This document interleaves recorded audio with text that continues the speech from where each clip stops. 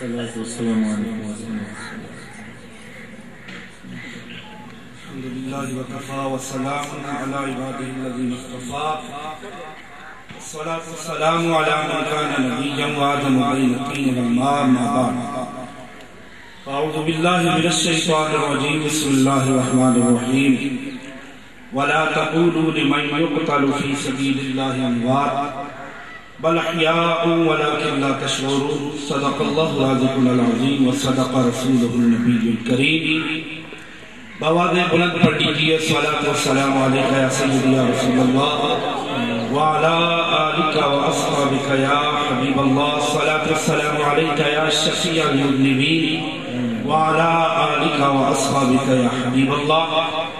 حمد و صلاۃ کے بعد حضور قبلہ عالم پیر طریقت رہنما شریعت الحافظ پیر محمد نقیب الرحمن صاحب مدد اللہ العالی، دیگر میری جماعت کے مقتدر علماء، جید اور ممتاز علماء اسٹیج پہ رونق افروز ہیں. میں علماء کا خادم ہونے کی حیثیت سے صرف ایک دو باتیں عرض کر کے اپنی حاضری لگوانے کے بعد اجازت چاہوں گا. یہاں پہ محبتوں کے سودے ملتے ہیں اور محبتیں ہی بانٹی جاتی ہیں. مجھ سے قبل جو آیت کریمہ میں نے تلاوت کی ہے اسی کے ضمن میں اسی کی تفسیر مختصراً علماء کرام بیان کر چکے ہیں. اسی میں سے ایک بات میں بھی یہاں پہ عرض کرنا ضروری سمجھوں گا. شہادتیں بہت سی ہوئی ہیں، بہت ساری شہادتیں ہوئی ہیں، اور یہ حدیث رسول کریم صلی اللہ علیہ وسلم سے ثابت ہے کہ جب بھی شہید جام شہادت نوش کرتا ہے تو اس کی روح کو جب اس کی روح قفص انصری سے پرواز کرتی ہے تو ملائکہ کا جلوس آتا ہے، اور اس شہادت کو محدثین کرام نے مشہود بالملائکہ سے موسوم کیا ہے. سوال یہ پیدا ہوتا ہے کہ جب شہنشاہ کرب و بلا، شہزادہ ہے حق و گواہ، ارے امام عالی مقام نفاسہ رسول کریم صلی اللہ علیہ وآلہ وسلم جب جامع شہادت نوش کرتے ہیں تو اس وقت جب ان کا گلا تنگ سے جدا ہوتا ہے، ارے جس وقت امام حسین رضی اللہ تعالیٰ عنہ جامع شہادت نوش کرتے ہیں تو ملائکہ تو موجود ہی تھے، ملائکہ تو موجود ہی تھے. دیکھنا یہ ہوگا کہ جب امام کی روح قفص انصری سے پرواز کرتی ہے تو اس وقت اس روح کا استقبال کرنے والا کون کون تھا. یہ جو بات ہے، یہی وجہ ہے کہ محدثین نے فرمایا ہر کسی کی شہادت کو پروٹوکول دینے کے لیے، اس کو استقبال کے لیے ملائکہ آیا کرتے ہیں. مگر قربان جاؤں اے حسین، جب تو نے جامع شہادت نوش فرمایا تو تیری شہادت کے موقع پر مدینہ پاک سے میرے آقا خود تشریف لائے ہوئے تھے. اور یہی وجہ ہے کہ امام عالی مقام کی شہادت کو مشہود بالملائکہ تو کہا ہی جاتا ہے. محدثین فرماتے ہیں کہ یہ مشہود بالنبی صلی اللہ علیہ وآلہ وسلم تھی. یہاں پہ چراغ گولڑا نے قلم اٹھایا جب مشہود بالملائکہ کی بات آئی، اور بالخصوص امام علی مقام امام حسین رضی اللہ تعالیٰ عنہ کی شہادت کی بات آئی.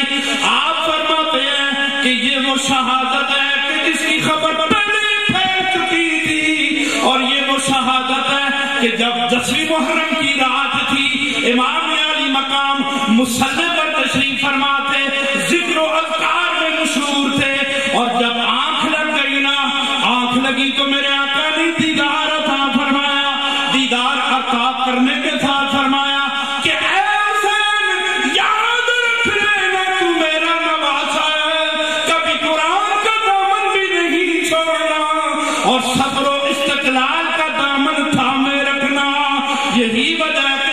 امام علی مقام جہاں میں شہادت روز کرتے ہیں، میرے آقا خود تشریف فرما ہوتے ہیں، اور یہی وجہ ہے کہ صبح قیامت وہ شہادت جس کو محدثین مشہود میں نبی فرمایا اس کے ڈنکے بجتے رہیں گے، اور ہر کوئی یہ کہتا پھرے گا کہ ان کو کیا غم آئندہ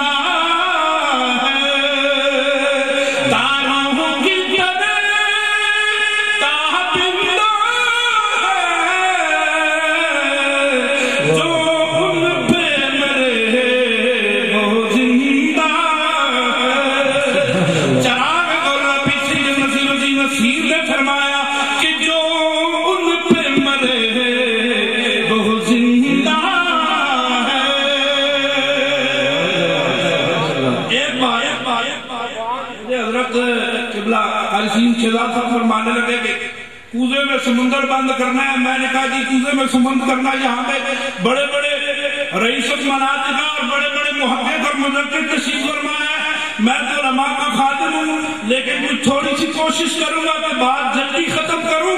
چراغ گولہ کی اس بات سے یاد رکھ لو صرف شہادت ہی مراد نہیں ہے، میں بس شہادت بیان کر رہا ہوں، لیکن اس سے مراد ہر وہ صلاۃ الرسول ہے. واہ سبحان اللہ. ہر وہ صلاۃ الرسول ہے کہ جس نے میرے آقا کے عشق و محبت میں محضیت و استقرار کے عالم میں ارے اس منصب عالیہ اور جلیلہ پر فائد ہو کر سرکار کے عشق محبت کے سودے کو عام کیا. یہی وجہ ہے کہ آج کوئی انگلینڈ سے آ رہا ہے، کوئی جیلم سے آ رہا ہے، کوئی کراچی سے آ رہا ہے، عیدگاہ شریف کے آستان عالیہ محمدیت پر آ رہا ہے، اس لیے کہ جو ان پہ مرے وہ زندہ ہے. یہ جو ملار ہے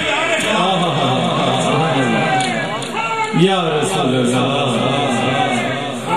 یا حبیب اللہ زندہ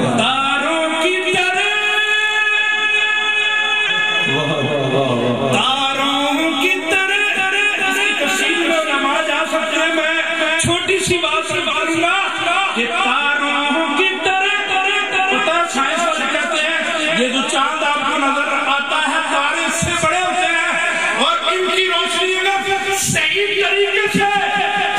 طریقے سے ججمنٹ کی جائے تو ان تاروں کی روشنی اگر چاند کے برابر آ جائے.